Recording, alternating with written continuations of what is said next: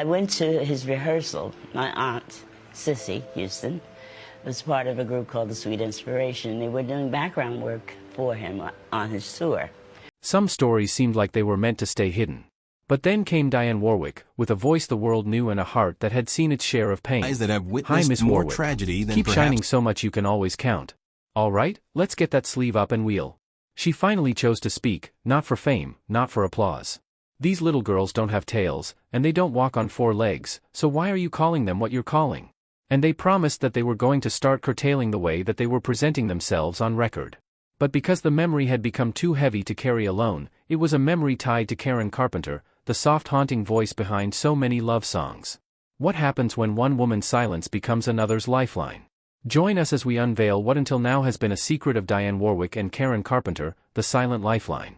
On a rainy night in 1971, 2 women who seemed to stand on opposite ends of the world crossed paths in a small backstage room in New York. A young Karen Carpenter, wrapped in a thin coat, was curled up quietly in a corner after her performance was abruptly cut short by a mild panic attack. Dionne, who had just returned from a long European tour, happened to stop by.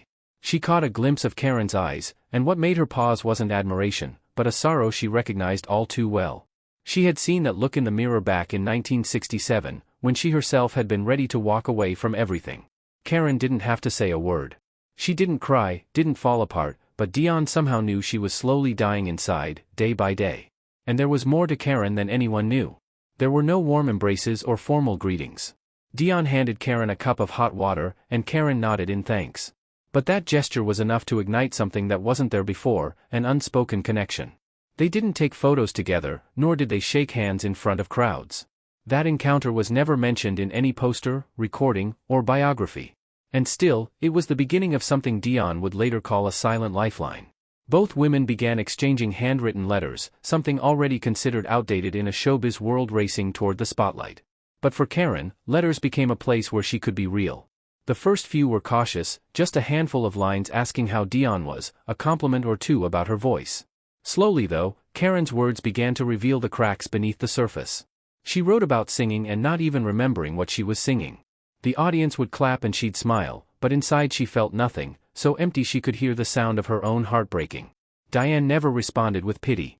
She understood too well the terrible trap of kindness in this industry, where everyone pretends to care just to earn extra points in the media. But she sensed something no one else could see. Karen Carpenter wasn't weak. She was fighting alone in a battle from which no one gave her permission to retreat. Some said Karen Carpenter never had real friends in the entertainment world. She lived too cleanly, too afraid of conflict, and always avoided scandal. But Dionne was different. She was the only one Karen dared to speak her truth to. One night in 1972, Karen suddenly appeared at the door of the hotel room where Dionne was staying in Los Angeles. She didn't say a word.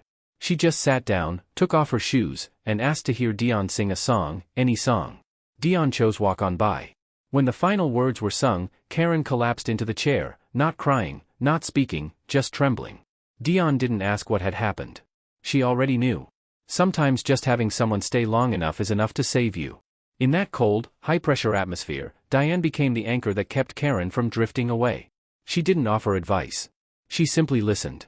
And sometimes she would send a small note with words full of love, reminders that Karen didn't have to be perfect to be loved. But darkness for Karen wasn't just a place to hide. It was also where cries for help were buried. And she knew the true meaning of suffering. But what exactly caused her to suffer so much? The secret behind the tears. Karen Carpenter was dealing with the pressure of being a star, but there was more beyond that. She lived in an invisible prison, and the bars were the very people she loved most. Her mother, Agnes Carpenter, had a reputation for being strict, obsessed with appearances, and emotionally distant. Dionne had once observed Agnes firsthand. Not loud, not cruel in the obvious sense, but chillingly cold.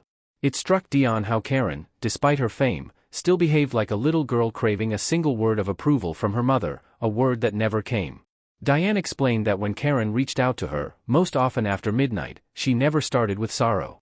She talked about simple things, a new arrangement she was excited about, flowers fans had sent her, or a funny mishap at a photo shoot. But as the conversation went on, her voice would go quiet. There were nights when she whispered that she wasn't sure if anyone was truly listening to her anymore. At first, Dionne had thought Karen was just being modest. But the longer the calls continued, the clearer the pain became. Karen Carpenter wasn't allowed to be tired. She wasn't allowed to be human. She had to be the polished, unshakable voice of her era, always smiling, always singing, never breaking. The weight she carried grew heavier each day. The world adored the image of her, but ignored the woman beneath it. Her biggest pressure came not from the audience, but from her own brother, Richard. He was not cruel, but perfection mattered more to him than comfort. While Karen only wanted to sing, Richard insisted on controlling the arrangements, the pacing, even her appearance and what she ate. Nothing was left to chance. There was a letter Karen wrote once, never sent, which Dionne kept safe all those years. In it she described. Even her breathing had to match the beat. There was no space left for her real feelings. Apparently, for her, the performance never ended, not even off stage. Each time she stepped into the light, she had to drag her mind back from the edge, but the world clapped too loudly to notice. Food became the one thing she could control. She began reducing her meals until they became fragments barely enough to sustain her. Water, fruit slices, maybe a cracker. Yet still, she was expected to sing, to tour, to deliver. During a tour in Japan, after finishing Superstar, she collapsed behind the curtains. The very next day, she was back on stage because the contract demanded it, and no one really cared enough for the woman as much as they did for the star that she was. Dionne Warwick was told that there had been a night in Tokyo when Karen's voice, barely audible, trembled through the phone line as she told her that it felt like her body was eating itself. Dionne cried when she recalled that moment. She had never heard a human being describe suffering in such raw terms, and the most terrible part was knowing Karen was not exaggerating. The world misunderstood. Even doctors praised Karen's thin figure as a triumph of discipline, not realizing the very discipline was destroying her. Medicine failed her, mistaking illness for glamour. At a Chicago concert, Dionne slipped into the audience unnoticed. Watching Karen perform, she had to blink back tears. Karen's frame was so slight that her stage dress slipped off her shoulder as she bowed. Her fingers shook as she held the microphone. Her legs wobbled, but her smile never left. After the show, Dionne went backstage. Karen was on the floor, leaning against the wall, her skin cold to the touch and dark circles under her eyes.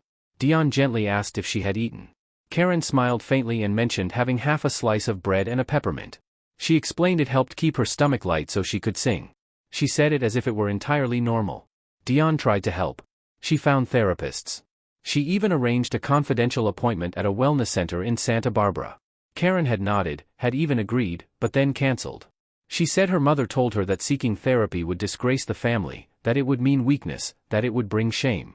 Karen was trapped in a cycle of applause and emptiness. Her audience loved her when she floated like an angel through a song. Her family kept her close but never truly embraced her soul. And Karen herself began to vanish. She didn't eat, didn't rest, didn't dream. She only performed. There had been a visit to Dionne's home in New Jersey. Karen, weary and trembling, sat on the sofa and tried to explain how she felt. She spoke of watching herself from the outside, of becoming a wooden puppet, lovely, fragile, easily shattered, but no longer real. With tears in her eyes, she said that if one day she was gone, she didn't want to be remembered as an icon. Dionne asked her what she wanted to be remembered as. Karen replied with just one word, human. That was the moment Dionne understood the depth of Karen's suffering. She wasn't just exhausted, she was unraveling slowly, silently, and no one around her could or would see it. What the world never knew was that Dionne once gathered the courage to confront Karen's family. She had hoped to cause a change, to speak on Karen's behalf, but what followed only deepened the divide. That confrontation and what it cost left Dionne with a shadow of guilt she carried for decades.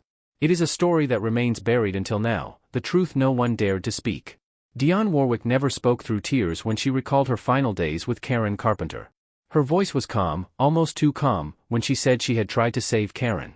The words carried more than grief. One could see that they held a personal war against a world that had failed Karen at every turn, her family, the industry, the media, and society itself. In 1978, a call from Karen Carpenter had shaken Dionne. Karen's voice had been faint, hollow, as if she were already fading. She had confessed she no longer felt anything, not the taste of food, not the joy of music, not even her own presence. Dionne had rushed to the studio where Karen was recording, but when she arrived, she barely recognized her friend. Karen's skin was colorless, her arms frail, and her eyes lifeless. It was as though the soul that once gave the world music had gone somewhere unreachable. Without hesitation, Dionne took action.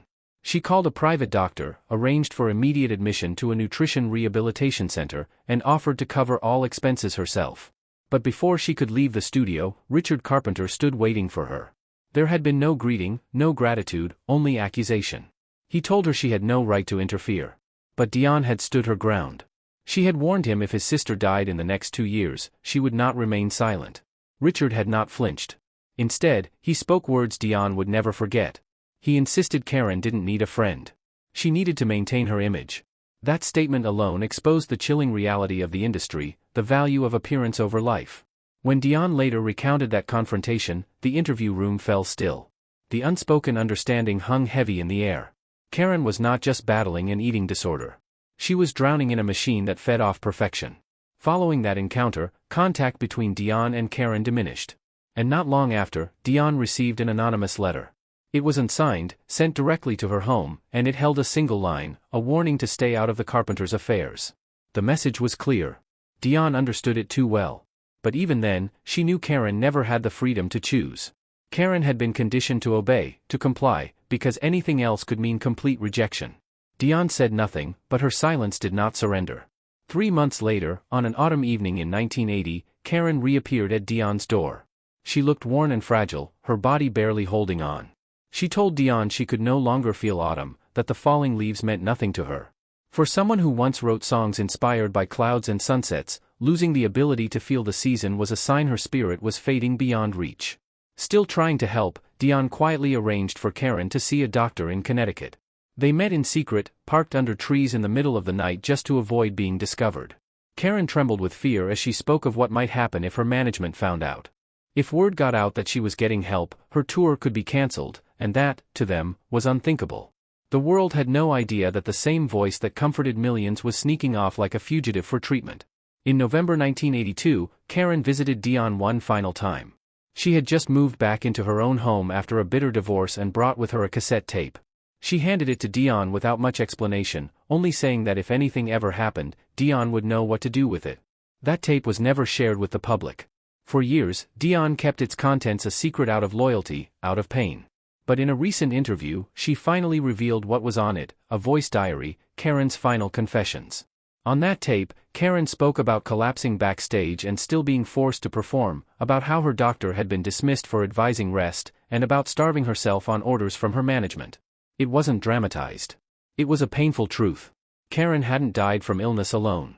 She had been slowly undone by silence. The very system that was meant to support her had watched her disappear in plain sight. Even the medical community at the time misunderstood anorexia, sometimes praising her for looking slim and healthy. The tape remains unreleased. Dionne believes the world still isn't ready to fully understand what happened.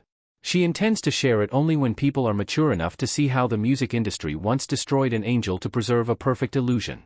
But what truly lingers is not just the hidden diary or the long-buried secrets.